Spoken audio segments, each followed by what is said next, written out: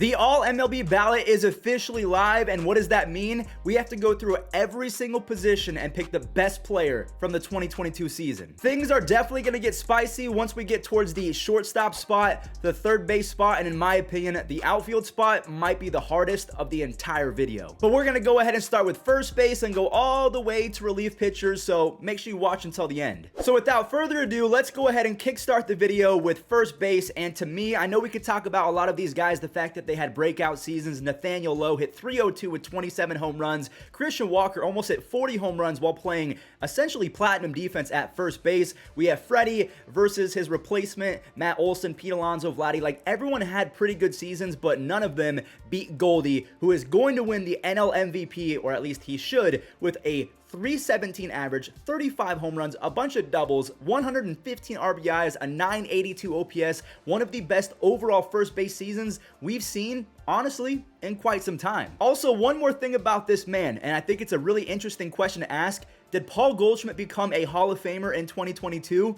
Let me know. Moving on over to second basemen, we have a lot of interesting names on this list. I think Marcus Semien won it back in 2021. He is not going to win it, so he will be dethroned by someone on this list. My heart wants to go with Andres Gimenez, but I'm not going to, because Jose Altuve, to me, is the clear answer. He hit 300 with 28 home runs, 18 stolen bases, a 920 OPS as a second baseman is ridiculous. If I was going to go with a second place for second base, I'd go with Andres Gimenez, and then in third, probably Jeff McNeil. So Marcus Semien, even though he had a 2020 season, to me, he wasn't close to Jeff McNeil, Andres, or even Tommy Edman. Well, actually, no, he was better than Tommy Edman. Let me take that back. I tried to warn you guys, shortstop is going to be an absolute migraine to choose the best from the 2022 season. Again, we're only talking about 2022, so I'm not going to go with Francisco Lindor, because even though he was good with 26 home runs, 107 RBIs, and he's probably been the best shortstop in baseball over the last half decade,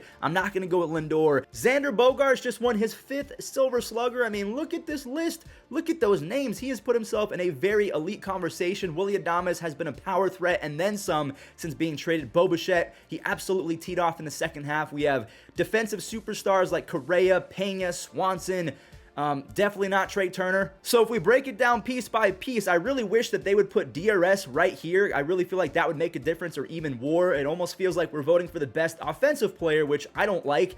So Trey Turner, to me, was the best offensive shortstop. Yes, I believe that he was a little bit better than Xander Bogaerts. Xander Bogaerts improved his defense while hitting 307 with 15 home runs. Correa played decent defense this year, not platinum like he did in 2021. We all know what Pena did in the regular season. He was way better in the postseason, but again, this is a regular season ballot. Dansby Swanson, he was the full package. He basically hit 280 with 25 home runs, 96 RBIs, 18 stolen bases, and pretty much Gold Glove defense. I'm going to go ahead and give it to Trey Turner right now, but I think I might come back to this one, because Trey Turner, again, offensively was the best of the bunch, but defensively, that's where Dansby Swanson really comes in. So he was better than Trey Turner defensively, but he wasn't as good offensively. But then again, the OPS, it's not huge, 809 to 776. I might come back and choose Dansby Swanson. So if you're a Braves fan, don't hate me right now. And even Bo Bichette, looking at his numbers, he was insane as well, but we all know defensively, he's got brick hands. All right, here we go. Let me mentally prepare for the hot corner. I know that this is going to be difficult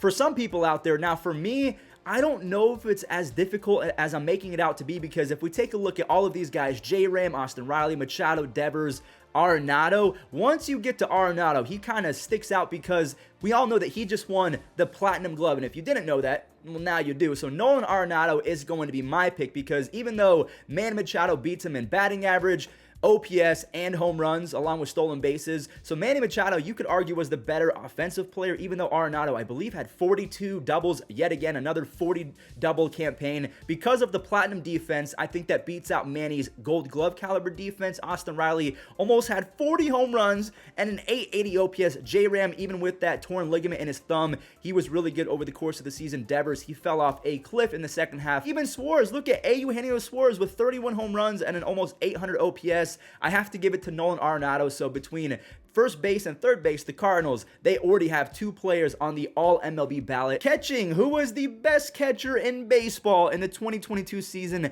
My heart kind of wants to say Adley Rutschman just because he's a rookie. I've met the kid. He's a really nice guy, but I have to go with JT Realmuto. But other names like Sean Murphy, I don't believe that he's going to be on the A's going into 2023, at least towards the deadline, so he's going to get shipped. Will Smith was insane with the bat again, an 808 OPS, 24 home runs. You can't discount the Contreras brothers. You can't discount the Platinum Glover, Jose Trevino. So Nolan won it in the National League, and Trevino, he won it in the American League. But for me, even though Alejandro Kirk, he's a fun guy to watch, I really like his game, I'm going to go with JT Realmuto because he just became the second catcher in history to have a 2020 season. The only other player to ever do that is Hall of Famer Pudge Rodriguez. So the defense, the speed, the power, the contact, everything that you could need from a catcher, JT Realmuto, he provided that in 2022. Adley Rutschman, though, he's on deck. I know I've said this a few times throughout the video, but again, this is based off 2022. If this was an all-encompassing ballot, I'd probably go with Bryce Harper for my DH, but Yordan Alvarez, even though I love this beautiful angel, full pun intended, Shohei with 34 home runs, 11 stolen bases, and a near 880 OPS. You have to give it to your daddy. Yordan hit 306 with almost 40 home runs and a 1019 OPS. He missed a handful of games as well, so I love the machine, the two-timer right here, the one-timer who could be a two-timer but probably isn't going to be because Aaron Judge exists. I'm going to give it to Yordan Alvarez, and I feel like most of you will agree with me unless you're a Shohei Ohtani or Bryce Harper fanboy. Okay, I'm going to keep it real. This might take some time because Aaron Judge, easy pick.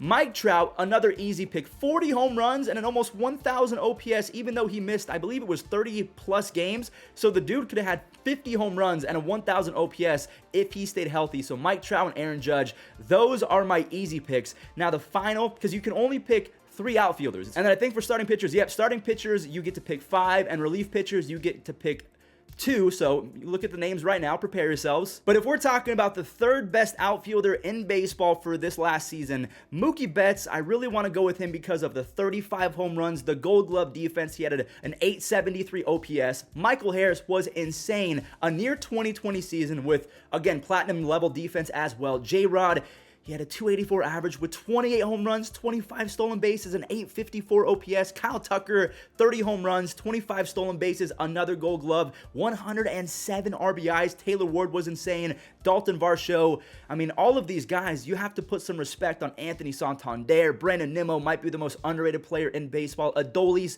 Garcia had a 2020 season with pretty good defense as well. So the 3rd outfield spot, we'll have to come back to that because right now it's between Mookie Betts, J-Rod, and Kyle Tucker for the 3rd spot, so we'll come back to that because I don't know who I want to pick right now.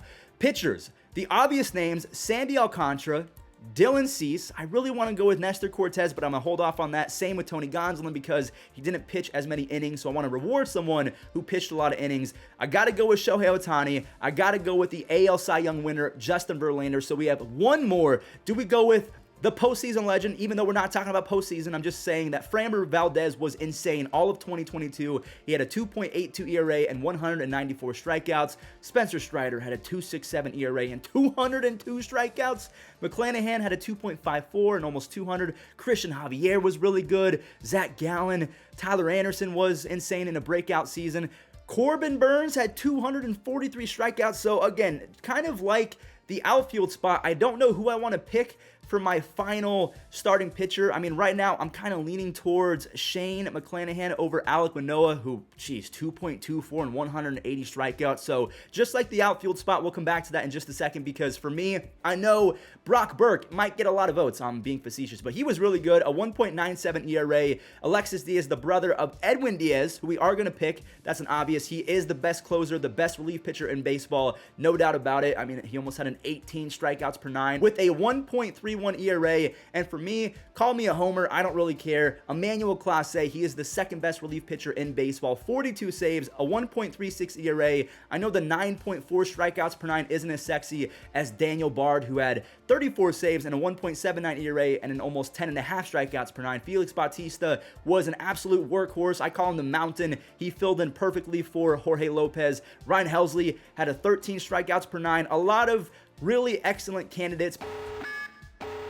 But for me, if you don't pick Emmanuel Clase and you don't pick Edwin Diaz, you're just picking someone from your favorite team. And I guess there's nothing wrong with that. I'm kidding. There is. You're picking the best players. Don't be a homer. Emmanuel Clase and Edwin Diaz, those are the only choices. All right, back to the third outfield spot. Do I go with Mookie?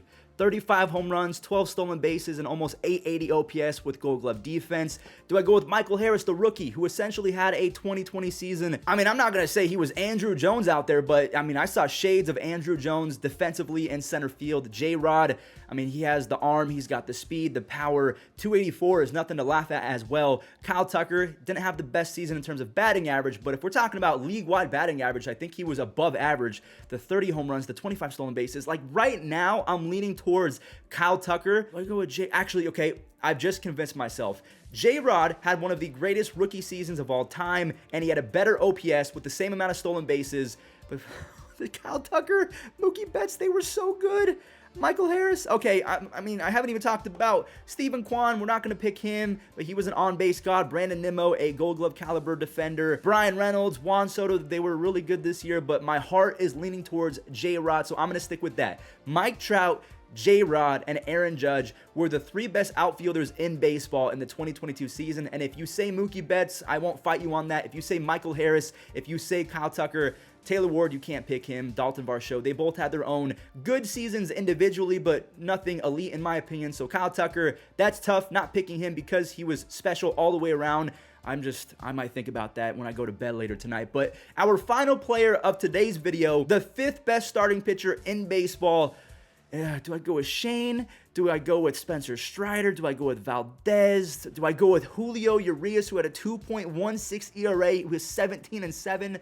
Oh my God, I didn't even bring him up when I was talking about starting pitchers. This is going to be really tough. Okay, so let's break it down. McClanahan is the strikeout god, and he had a .93 whip, which means that he let the least amount of runners on base if we're comparing him to Alek Manoah, Spencer Strider, and Julio Urias. So for right now, my heart is leaning towards Shane McClanahan because he's got the strikeouts, he's got the ERA, he has a really good whip. Julio Urias is up there as well. Max Scherzer had a 2.29, a .91 whip, and 173.